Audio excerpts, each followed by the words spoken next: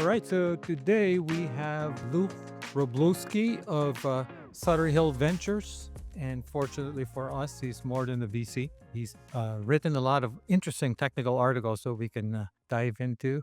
And for those of you who don't know, Sutter Hill, of course, is one of these leading investors in Silicon Valley who have spun out a lot of famous companies, among others, Snowflake. And so, with that, welcome to the podcast, Luke. Thank you. Thanks for having me. All right. So one of the things that you've talked about is this notion of a paradigm shift in how we write applications, right? So I think you've made the observation that these days, all you need is a URL and a model, and that's an app. So first of all, besides you, have you noticed anyone else making kind of a similar observation? And have you noticed really substantial apps being rolled out that actually look like this? Yeah, the future is here. It's just not evenly distributed yet. Is what everybody loves to say when on these kinds of topics. But if I kind of look back to the way it went with the web and the way it went with mobile and a bunch of these other, kind of platform technical shifts, the first websites looked nothing like robust applications. And now here we are with a full multimedia podcast studio running in the web browser. So I think that's one important thing to keep in mind, that we're probably at the phase where some of these things look and feel less robust than what our definition of an application would be. And also just the concept of what constitutes an application that changes in each of these phases as well, right? So it takes a while for that to permeate and for people to wrap their heads around it. Again, if I told you in, pre web apps, pre Google Maps actually, that we're gonna be running all of our desktop applications in web browsers and they're gonna be awesome, you would probably have laughed at me. Yeah, and I think what you mean, if I can paraphrase, is basically the URL is kind of an MCP server, Mhm. and then obviously the model handles the model itself is the application, correct? Yeah, so if I were to sort of walk you through what I think is the transition, the current definition of an application, at a very simple form, right, is like running code and a database. And that running code handles the interface, auth, all those kinds of things, right? And then the database handles the information. So we're at the stage now where you have AI coding agents that can handle the running code part. They can write code. Increasingly, they can just like take a bug, go and fix it, right? And do a lot of that kind of running code loop. But we haven't really had applications. We haven't really had databases that have been designed for the way those agents think about using code and interacting with data. So as we now begin to make databases that work the way agents work, you can actually take out the running code part almost, right? So like today people go to Lovable or they go to Cursor and they spend like these are non-coding folks, right? They're trying to make an app because they have this idea and they're forced to debug stuff, right? They're forced to look at code syntax and figure out why some parentheses or semicolon is destroying their lives. But it turns out if an AI model can actually just use a database effectively, it takes the role of the running code, and if it can render different sort of manifestations of data visualizations or output or UI, then you don't really need to ever touch the code. You just need to point the AI model at a data structure that it can use effectively. And it can go render, whatever. MCP UI is a nice example of people pushing this direction, right? Basically getting interfaces out of these MCP URLs because you can already get content out of them and interactions out of them, but you don't really get like a full interface yet. So, which brings us to something you folks announced recently, which I want to get into a little bit. It's AgentDB, Mhm. which for our listeners you can find at agentdb.dev. Tagline: the database system for AI applications. So, first of all, so what problem is AgentDB trying to solve?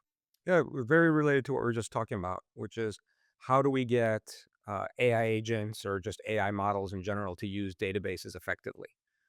As we see with most things that have sort of been built in the technology stack and in the platforms we use, they're made for humans, right? So, like, let's say you want to go set up Superbase. There's web forms designed for humans where you're like, pick your region, pick your compute, add a password, all these sorts of things. And it's also designed for the scale at which humans operate. Yeah, so they're kind of still designed for a DBA, but eliminating kind of command line, kind of, right? So you still have to have an understanding of DBA kind of principles, right? What decision, how you pick between the different compute options, for example. How do you pick a region? What sort of security do you want? All these kinds of things, right? And it's also not something that you're going to do 1,000 times a day. But Databricks recently just announced their new round of funding, and in there they shared some stats where they're basically saying something like thousands of databases get made per agent per day. Full disclosure, I'm an advisor to Databricks, but Okay, go on. so you've probably seen some of this stuff, right? I mean, I think that also in that article they said something like they think 99% of databases being made are going to be made by agents in the future, right? So it's a pretty huge transition in two ways. A, it's like what is making all these databases, no longer humans. Now it's these quote unquote thinking machines. And then the other huge transition is the scale at which they make them, right? I think thousands is a lowball number compared to where we're going to end up. Like it's way, way, way higher than that. Like, how do we create a database system that works in that reality? So some of the high level kind of thesis here is that lots of people will be creating agents, and these agents will rely on something that looks like a database. Many of the people creating these agents may not be hardcore technical people or data engineers. And what else? Well, it also is agents creating agents, right? And agents creating applications and agents deciding that they need a database to complete whatever task it happens to be. That task could span all kinds of different domains, right? It could be I'm trying to do an HR thing. Oh, a data structure would be really useful here, right? I'm trying to do a recruiting thing. Same story. So like the explosion of these, if you will, kind of smart machine use cases and smart machine workflows is already really well underway. But again, we don't have the infrastructure that was really made for that world, right? We don't have the systems that were created to work at that scale and to work with those kinds of quote unquote users. They were all designed to work with human. So look, in the classic database world, you would consider AgentDB more like an OLTP as opposed to analytics and OLAP. Yeah, for analytics, you would probably go stick your log somewhere else, right? And most of the apps that we've been building have that kind of two prong, if you will, approach where we've got something else that's storing the logs, that's great at analytics. The kind of characteristics that make AgentDB really interesting for agents to sort of cut to the chase is number one, to create a database, all you need is a unique ID. And that creation of that ID basically manifests a database out of thin air. There's no decisions to be made, nothing. It's just poof, it appears and it's usable at that instant. And we store it as a file. So you can scale like crazy, right? Because you scale like a file system scales. You're basically scaling storage instead of compute. And then the other thing that it gives you is all these databases are fully isolated. So in an agentic world, that is really valuable. That also makes them downloadable, deletable, reusable, all the characteristics that you get of a file system, you're now applying to a database system. So that's one thing. And then the other thing that's really interesting is we have this concept of a template that comes along with the database when it gets turned into an MCP URL that an AI model or system can use. And that gives that AI model or agent or whatever you want to call it all the context it needs to start using the database immediately. Without that, if you just like point, let's say Claude or, OpenAI, one of their models at a database, it'll be like, well, let me look at the structure. Let me understand what columns The are here. schema. Yeah, the schema. Let me understand how are you formatting dates? And it'll, burn a bunch of tokens and a bunch of time trying to get a sense of what is the structure of this information so that then can write a query. And every time it does that, each one of those steps is an opportunity to make a mistake. And also, you kind of repeat that process all the time because the context, depending on how it gets managed, can go away, change, whatever. But with the way Agent DB works, is when an agent or an AI model is pointed at an Agent DB database with a template, it can immediately write that query. because what we have in there is a description of the database, the schema, sample queries, how to do migrations, and just all this information that lets you run that query on the first token at the first moment. So you save a ton of time, you cut down on a bunch of errors, and you don't have to go through this repetitive learning step every single time that AI model touches a database. So I assume that the way this database works is, if you are someone familiar with databases, it will have some of the features you like, which I don't know, like ACID or Like whatever, right? So vector search, that type of stuff. Yeah. yeah, yeah. And so, what kinds of applications have people built using Agent DB? Like, what? Uh, yeah, yeah, like classic database kind of applications that you've Well, seen. what's interesting is we put up a little demo page recently where we allow you to just start the whole process off with just a CSV file. So what you can do is you can take a little CSV file or a database if you have one. You upload it and we'll turn it into a database, write that template I described for you, and give you an MCP URL that you can then go take and put into Cursor or Claude Code or whatever. And so the interesting use cases that are coming from there is people are doing things like personal finance. So we've seen a bunch of people take like, oh, here's my credit card statements, here's my bank things, because those websites are horrendous, right? And you can't even like ask basic questions about how you spent money in your credit card. So wait, so it's the actual statement. Yeah. It kind of parses it out. Yeah. Yeah. Yeah. So it'll take your whatever CSV file you have. I'll give you another example that I just saw this morning. Someone has a spreadsheet that they're using to track jobs. So it's like a job tracker, right? And they can basically take that as a CSV file, upload it to our website. It gives them a database, it gives them a template, and out pops an MCP URL that they can plug into code, into Claude or wherever. OpenAI only lets you do this in the playground, so it's a little difficult to do it in ChatGPT. It's another reason why I think some of this stuff is early for kind of the first conversation. But they can take that job tracking database, pop it in the cloud and say, "Hey, make me, organize this by this. What did I look at most recently? Tell me what the common location," all the things you would do with a chat app. You basically get a chat app from a CSV file. Do you folks envision it like more like a kind of like a DuckDB? It's more like embedded. It's not meant for like really heavy transactionals, high throughput, and then where you have more than one table, complicated schemas. You can have more than what we currently support in terms of, we have DuckDB and we have SQLite up there. So you can pick which one of those you want when you create a database. But there's a bunch of folks that have made multiple table kind of apps and databases. Another example that I can give you is, Oh, so it's not meant to, like you're going to build your own CRM. You know how these ERP systems have thousands of tables, right? yeah, yeah, but actually, let me give you some really concrete examples. One of our go-to-market guys, right? He basically took it and he's like, "Look, I have this data of people visiting my website. I'm gonna dump that as a spreadsheet. I have this data of people starring our repos on GitHub. I have this data of people that reached out to us through this form," and on and on and on, right? So he has all of these like inbound-ish light signals of customers, and so he took all of those, dropped them in as CSV files. It made a database for him with a template.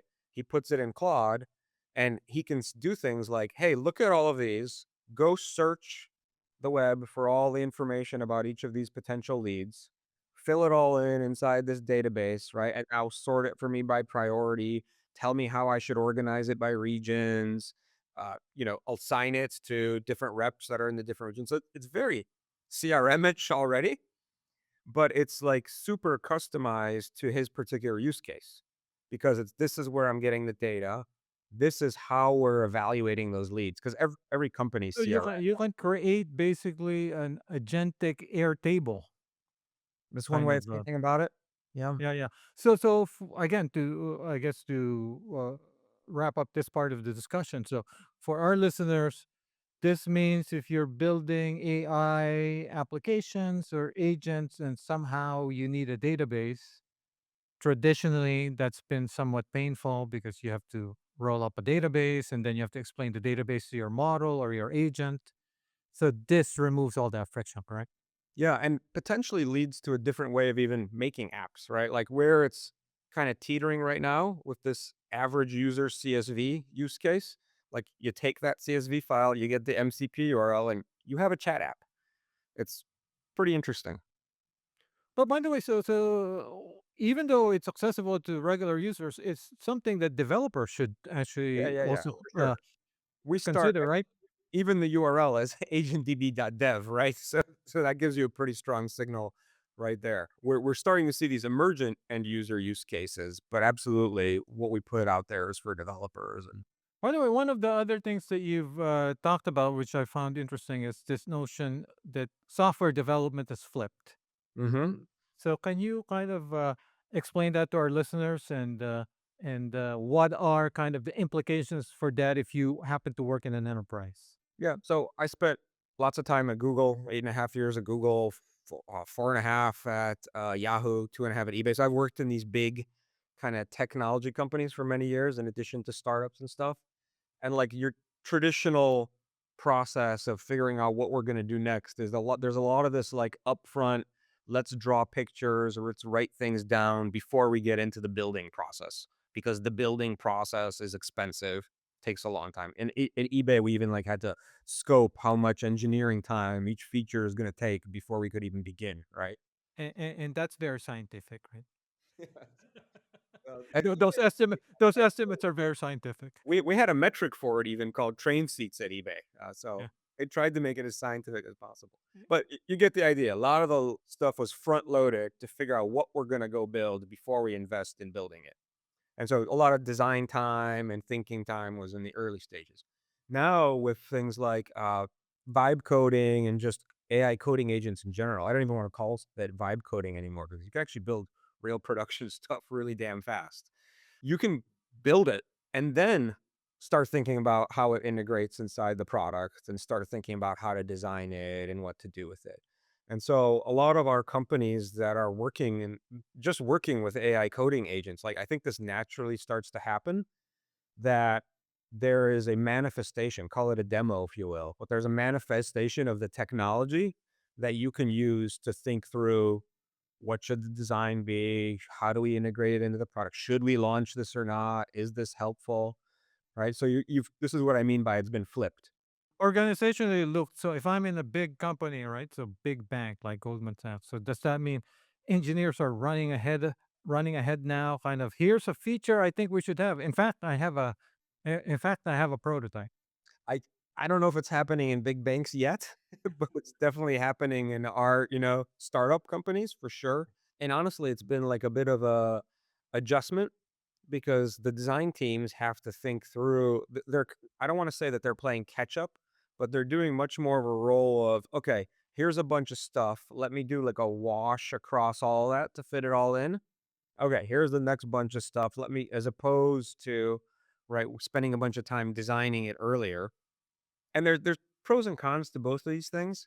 Before when you made the pictures, you didn't really know like how's it going to work. And so the engineers were the ones that were cleaning up the details in that quote unquote previous world, right? You make a picture, it looks great. Let me try to build it. Oh crap, oh crap, oh crap, oh crap. Now the opposite is true is like, oh, I built it. Let me try to design it and integrate it in the product. Oh crap, oh crap, oh crap, oh crap. Right? So similar amount of oh crap, but it's just on the other side of the equation. So so does this imply uh, a new role, or designers have to kind of there's a new skill set that designers have to develop? There's been this universal debate of should designers code, right? If they're software designers. And over the years, lots of things have come up that have reduced the barrier to entry to allow them to do that. And now we've got an even more dramatic reduction of barrier to entry. So I've always been of the mindset that if you understand the medium that you're designing for, you're going to make better things than if you're completely agnostic to it. So now the excuse to not try to like make something and get a little interactivity into either prototypes or some of these like vibe coded or demo apps or whatever you want to call them, there's even less of a reason not to do it because it's so much faster and easier than it's ever been. So I'm not sure if it's me, but anecdotally, what I'm observing is that the people who come from product design, because of tools like Lovable, Cursor, and Replit, and all these things, they're able to build something, right? So, but I haven't heard as many engineers. I know I can do the code, but what's the design? I haven't Yeah, seen yeah, that as much yet. What are the AI tools for doing that for engineers, right? So, yeah. I hear the same thing, right? What I hope in the future remains sort of uncommoditized is taste. And this is a little bit of a side comment, but I think it's related. I've personally found it's very hard to teach taste to people, right? If I have a designer who has a very good systems thinker, but doesn't really have the gestalt of the visual design layer, like, I've not been able to teach that to them. But I have been able to find people who have a clear sense of taste and come from very diverse design backgrounds. I've been able to get them on board with interaction design and systems thinking and applications and that. So, will we be able to really teach AI models taste? TBD. so if you're a young person thinking and you're skilled, you can go into either design or software engineering. Of course, now you're reading articles in mainstream media like the New York Times. Forget about software engineering, right? So I haven't heard many. I haven't seen many articles about. Forget about going into graphic design. Yeah. So, what's your sense of the evolution of these roles, like in 2 to Well, I 5 years? I personally just fundamentally disagree with that. It's a terrible time to be an engineer. I think it's an amazing Me to too. be an Yeah, engineer, right? yeah. Like, it's perhaps never been more exciting, and the ability for you to make and build and create systems, it's like unparalleled, But right? you have to be open to that, right? So, Yeah.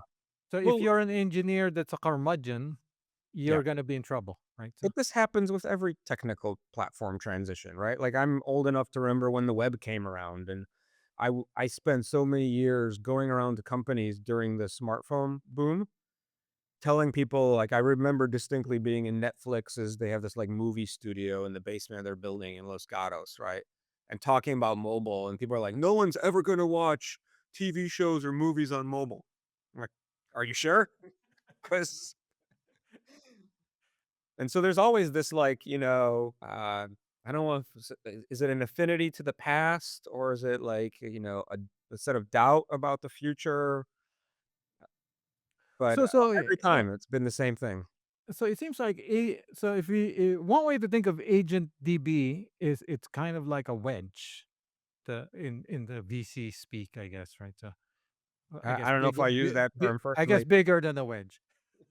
Yeah. But at least it's addressing one clear pain point in this stack that people building these apps Yeah. are have to grapple with. So Yeah. what's next? Is it what's next after that? Is it Kubernetes? I don't think I wanna go near that one. No, but, like, again, I think the broader concept of how our application's changing, this is something lots of people talk about, obviously, and you just touched on it with, like, the UI layer, right? Oh, yeah, cool, I can get a bunch of code written, but how do I actually create a coherent product that people understand how to use, that has aesthetics, that has a personality, and all that? So that's a very wide open question that I think is interesting, and I also think there's a bunch of other systems that have not been made for AI models and agentic systems. A simple example that I talked about not too long ago is like search APIs. Right? Like a search API is basically structured the same way a search results page is. Here's your 10 snippets or here's your 10 blue links, but something like an agentic model or one of these AI based systems, like it can suck up so much information. Not only should you be giving it like the web page, you should be giving it the entire website, right? Right, right, right, right, And right. like all those systems are not built for this world at all. And you can kind of go down the list of a lot of the things that we use as core infrastructure and core services, right? And think about, okay, this was made for the 10 blue links thing was made for a human that needs to look at it and pick one of the things to click that seems relevant. Not at all the capabilities of a, ginormous large language model. By the way, I'm actually right now writing an article on enterprise search, and I guess one of the things that people don't realize is it's still kind of broke. Oh, yeah, ridiculous. I mean, people think that, oh yeah, now we have RAG and models, and surely this is solved. Well, no, it's not.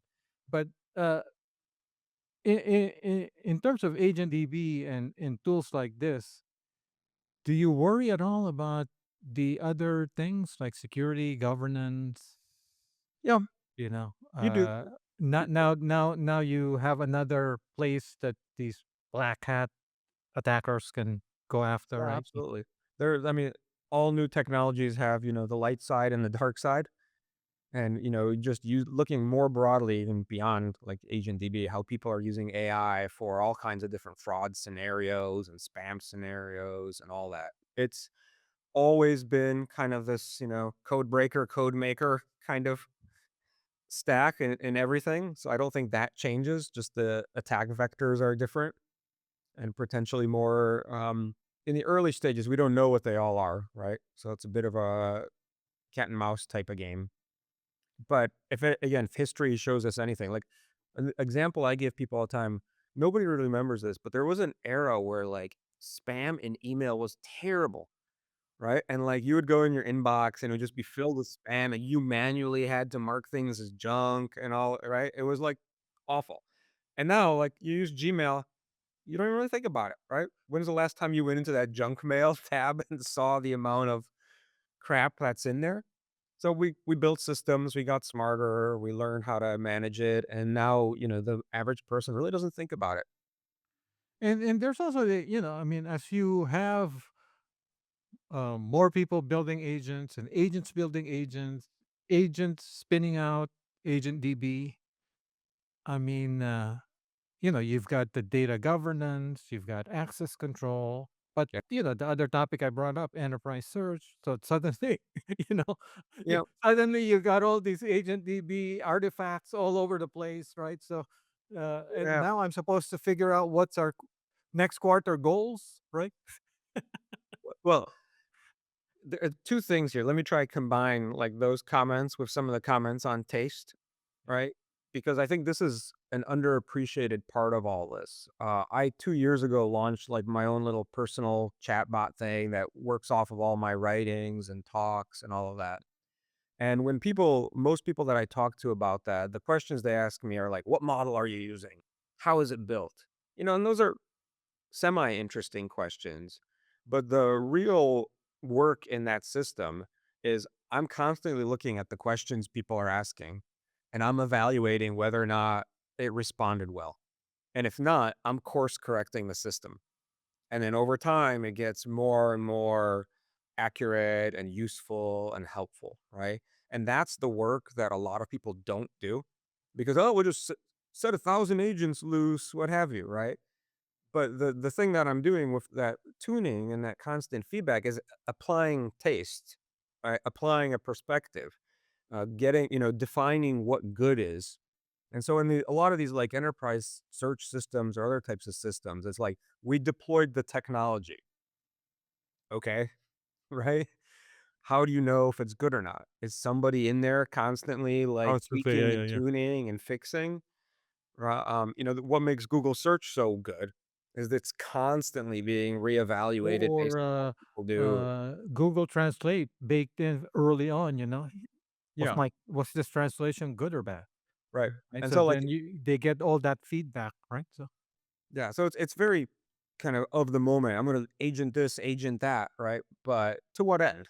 and I could talk to you forever, but we're out of time. And so with that, thank you, Luke. Okay, appreciate it. Thank you.